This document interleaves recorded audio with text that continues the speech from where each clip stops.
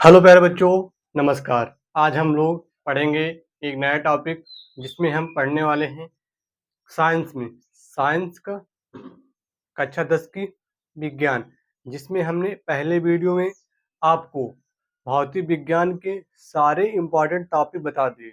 अगर आप वो टॉपिक पढ़ लेते हैं तो भौतिक विज्ञान में आपको कोई दिक्कत नहीं आने वाली। अब हम बात करेंगे रसायन विज्ञान, केमिस्ट्री की बात करेंगे कक्षा 10। विज्ञान में आज देखो क्या होता है, एक ही बुक होती है साइंस की जिसमें बायोलॉजी अलग तो होता नहीं, उसी में होता है बायोलॉजी 4 चैप्टर आपके फिजिक्स के, 4 चैप्टर आपके केमिस्ट्री के। तो यहाँ भी आपको 4 ही चैप्टर पढ़ने आएंगे और मैं आपको आज बताने वाला हूँ कि वेरी मोस्ट इम्पोर्टेंट टॉपिक जिसको आपको विशेष ध्यान देना है प्यारे बच्चों, कि अगर आप ये टॉपिक नहीं पढ़ेंगे तो आपको प्रॉब्लम हो सकती है बहुत सारी। तो आइए देखते हैं कौन कौन से टॉपिक हैं।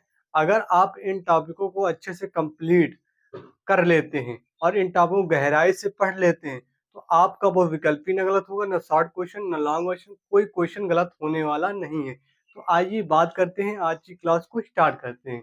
तो देखिए कि हम रसायन विज्ञान केमिस्ट्री के मोस्ट इंपॉर्टेंट टॉपिक, ठीक है, सभी चैप्टर वाइज लिखे हुए, चैप्टर वाइज। जैसा मान लो कि केमिस्ट्री में पहला चैप्टर क्या है आपका, रासायनिक अपक्रिया एवं समीकरण। पहला चैप्टर का आपका नाम है रासायनिक अपक्रिया एवं समीकरण।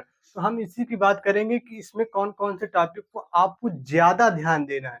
तो बाकी पढ़ना तो पूरी बुक है, लेकिन विशेष कुछ महत्वपूर्ण टॉपिक हैं जिसको आपको स्टार लगाकर उनको बढ़िया से पढ़ना है, अच्छे से पढ़ना है। तो फिलहाल मैं भी उनको सभी टॉपिक को बारी बारी से आपको कवर कराऊंगा, ठीक है। तो आप पहले देखते हैं कौन कौन से टॉपिक हैं। तो नंबर फर्स्ट क्या है आपका, रासायनिक अपक्रियाओं के प्रकार। हाँ प्यारे बच्चों, ये आपके लिए इम्पोर्टेंट है कि रासायनिक अपक्रियाओं के प्रकार। अगर आपको ये टॉपिक मिल जाता है बुक में, पहले ही मिलेगा, तो उनके जितने भी प्रकार हैं, अपक्रियाओं के जितने भी प्रकार हैं, सभी को आपको अच्छे से विथ एग्जाम्पल के साथ तैयार कर लेना है। अब अच्छे से नोट्स बना लेनी है। जितने में क्वेश्चन लिखा हुआ यहाँ पर टॉपिक, इन्हीं से रिलेटेड आप क्वेश्चन बना लीजिए और बढ़िया नोट्स में लिख लीजिए। तो आपकी केमिस्ट्री की नोट तैयार हो जाएगी, आपको एक्स्ट्रा से कुछ नहीं पढ़ना पड़ेगा। बस इनसे रिलेटेड जितने भी क्वेश्चन है सब आपको करने पड़ेंगे। अब देखते हैं दूसरा क्या है, रासायनिक संतुलित रासायनिक समीकरण। हाँ साथियों, ये तो आपके लिए 2 नंबर में आता ही आता है, उसमें कोई डाउट नहीं। ये आता भी है, आएगा भी और आता रहेगा, ठीक है। 2 2 4 नंबर में आता रहेगा, तो इसे आप छोड़ भी नहीं सकते। क्या करना है, संतुलित करना है। समीकरण आपको दे दिया जाएगा, उसको आपको संतुलित करना पड़ेगा। तो वो ये टॉपिक आप कंप्लीट कर लेंगे, संतुलित रासायनिक समीकरण के बारे में। जितनी भी आपके पास जितना भी समीकरण आपको मिले, कम से कम 10 12 समीकरण आप हमें करा दूंगा खुद, तो आपको इस 10 12 में से मिल जाएंगे 2 समीकरण, ठीक है। देखने के लिए बोर्ड पेपर में डायरेक्टली मैं बात कर रहा हूँ। उसके बाद अपघटन विस्थापन अवकरण ऑक्सीकरण। हाँ ये टॉपिक भी इंपॉर्टेंट है। ये टॉपिक आपको मिल जाए तो आप अच्छे से पढ़ लीजिएगा कि अपघटन विस्थापन अवकरण ऑक्सीकरण। इसमें बात करें तो सबसे ज्यादा इंपॉर्टेंट ऑक्सीकरण की बात होती है। सबसे ज्यादा इंपॉर्टेंट क्या है इसमें, ऑक्सीकरण होता है। अब हम बात करेंगे चैप्टर, देखो इतने 3 टॉपिक आपको फर्स्ट चैप्टर में पढ़ने हैं। 3 टॉपिक से जितने रिलेटेड क्वेश्चन हो सभी आप कंप्लीट पढ़ लीजिएगा, तो आपको सारा जो केमिस्ट्री में डर होता है वो दूर हो जाएगा, ठीक है। अगर आपने तभी तक तत्व के नाम नहीं लिखे तो मैंने एक वीडियो बना रखी है, आप जाकर देख सकते हैं। तत्व के सभी कम से कम मैंने 30 तत्व आपको बताए हैं। उसमें परमाणु भार, परमाणु क्रमांक, ये दोनों चीजें मैंने बताई, और उसके बाद प्रतीक कि हीलियम थीलियम ऑक्सीजन लिखते क्या है, मैंने ये सब बता रखा है, आप जाकर देख सकते हैं। तो आइए यहाँ पर अपघटन विस्थापन अवकरण ऑक्सीकरण, ये आपको 3 टॉपिक पहले चैप्टर में कवर करने हैं। अब हम बात करेंगे दूसरे चैप्टर की, अम्ल क्षार एवं लवण। ये चैप्टर का आपका नाम है। दूसरे चैप्टर का क्या नाम है, अम्ल क्षार एवं लवण, ये आपका दूसरा चैप्टर का नाम है। उसके बाद देखिए टॉपिक की बात करें तो पहला टॉपिक क्या होगा आपका, अम्ल और क्षार की विशेषताएं। ये इंपॉर्टेंट है, अम्ल और क्षार की विशेषता। इससे रिलेटेड जितने भी क्वेश्चन आपके हैं, जितने भी टॉपिक आपकी बुक में दिए सब पढ़ लेना पहले बच्चों, और नोट्स बनाकर लिखते रहना है, अम्ल और क्षार की विशेषताएं। उसके बाद हम बात करेंगे पीएच मान संकेतक। हाँ पीएच मान तो निकालना, उसका फिर संकेतक भी बताना है कि संकेतक क्या होता है, ठीक, पीएच मान तो बताना ही बताना है, फिर उसके बाद संकेतक उसका बताना है।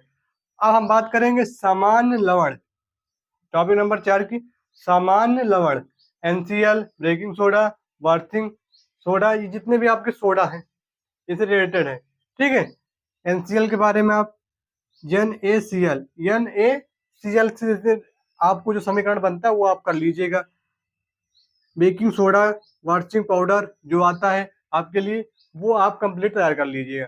उसके बाद अम्ल और वर्षा, अम्ल और वर्षा के बारे में आप ये देखिए, सब छोटे छोटे टॉपिक हैं, आप आराम से तैयार कर लेंगे, कोई दिक्कत नहीं। अभी से आप पढ़ते रहेंगे तो आपको बहुत बढ़िया रहेगा, क्योंकि लास्ट में पढ़ाई नहीं हो पाती, बहुत ही कम हो पाती है। ठीक, तो अभी से आप पढ़ते हैं, आपके लिए मौसम भी बढ़िया इस टाइम है, ना गर्मी ना ठंडी ज़्यादा, तो आप पढ़ सकते हैं। ठंडी में क्या करेंगे, ठंडी लगेगी, ठंडी में पढ़ नहीं पाएंगे। तो ये टॉपिक जो मैं यहाँ बता रहा हूँ, अभी से आप इन्हें अभी से कवर करना स्टार्ट कर दीजिए, अभी से पढ़ना स्टार्ट कर दीजिए।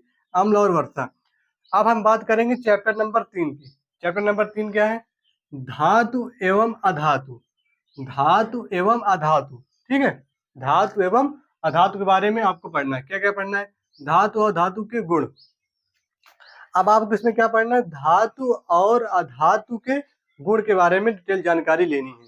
ठीक है, कि उनके गुण क्या है, क्या लक्षण है, क्या उपयोग है, सब आपको अच्छे डिटेल में पढ़ना है। टॉपिक को मैं पढ़ाऊंगा, आप परेशान मत रहिएगा। क्रिया श्रृंखला, हाँ 2-4 से क्रिया श्रृंखला होंगी जो मैं आपको बता दूंगा। ये आपके लिए भी इम्पोर्टेंट टॉपिक है, ये भी आपके लिए है, ये भी, क्योंकि मैंने वहाँ यहाँ पर वही टॉपिक ले रखे हैं जो आपके लिए वेरी इंपॉर्टेंट है, जो आना ही आना तय है। लिख कर रख लीजिए 100%। ये टॉपिक में आप देख लेना, इस टॉपिक से क्वेश्चन बहुत सारे बनेंगे, बहुविकल्पी में बनेंगे, 1 नंबर में शॉर्ट क्वेश्चन, लॉन्ग क्वेश्चन, सभी इसी टॉपिक से बन जाएंगे। आपके केमिस्ट्री के क्वेश्चन में बात कर रहा हूँ। अब आ जाइए धातुओं का संरक्षण, धातुओं का संरक्षण। उसके बाद अपक्रियाएं, जैसे अपक्रियाएं आपके लिए होंगी जैसे धातु अम्ल, धातु और अम्ल। उसके बाद धातु प्लस जल, धातु अम्ल के बारे में पढ़ना है और धातु प्लस जल के बारे में पढ़ना है। ये आपको पढ़ के रखना है। ठीक है, ये सभी टॉपिक आपको पढ़ने ही पढ़ने हैं। ये 3 देखो, सभी चैप्टर में 3-4 टॉपिक जो हैं कि वो हमेशा रेगुलरली आते रहते हैं। 2020 से 19 से 18 में, 22 में, 21 में, 24 में, ठीक है, 25 में, 26 में पेपर होगा आप लोगों का। तो आ जाइए, देखते हैं 26 के लिए तैयारी करेंगे अच्छे से अभी से। कार्बन एवं उसके भौतिक यौगिक, तो कार्बन और उसके यौगिक, कार्बन और उसके यौगिक, तो इसमें क्या है, संयोजकता, संयोजकता, ये आपके लिए मोस्ट इम्पॉर्टेंट, इसमें तो आप 100% स्टार लगा लीजिए। ये आपके लिए मोस्ट इम्पॉर्टेंट टॉपिक है, संयोजकता। इसे तो आपको पढ़ना ही पढ़ना है, क्योंकि ये आपके अगले भी क्लासों में काम देगा। अगर आप यहाँ नहीं पढ़ पाएंगे तो अगले क्लास में पढ़ नहीं सकते, समझ लीजिए। पढ़ नहीं पाएंगे, समझ में फिर नहीं आएगा, सर जी कैसे आया, वो कैसे आया, नहीं समझ पाएंगे।